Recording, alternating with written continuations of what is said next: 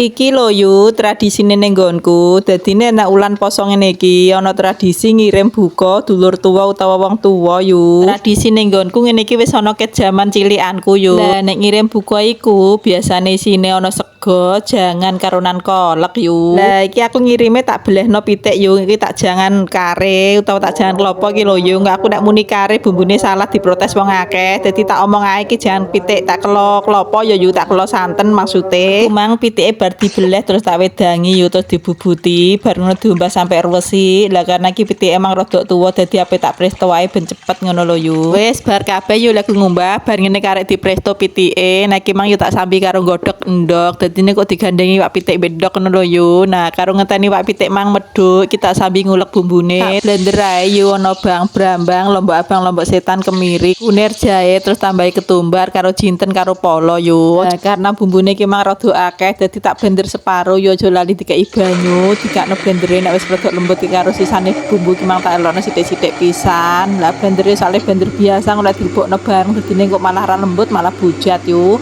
Lah nek wis lembut ngene iki langsung dipateni terus didekekne wajan bumbune. Iki digoreng sik yo bumbu blenderane sampai banyune blenderan mangsat pokoke sampai banyune ra ono nek resik ngene iki lagi dikeki minyak yo. Dikeki minyak terus tambahi godhong salam, godhong jeruk ambek serai sing wis digeprek. Bar ngono terus bumbune digongsone sampai mateng tenanan ambune wangi yo. Biasane aku nek masak akeh ngene iki tak loloni bumbune tak gawe geingi dadi saiki karek sreng ngono lho yo. Nah wingi iki dadakan kabeh yo tak masak sedina bareng dadine sedina beleng ra metu ka omah aku yo ra metu ka pawon maksude. Lah piye to yo iki ana masak sego, masak jangan mbek masak kolak dadi siji tak masak dhewe diwangi anakku yo. Dadine yo ora leren blas.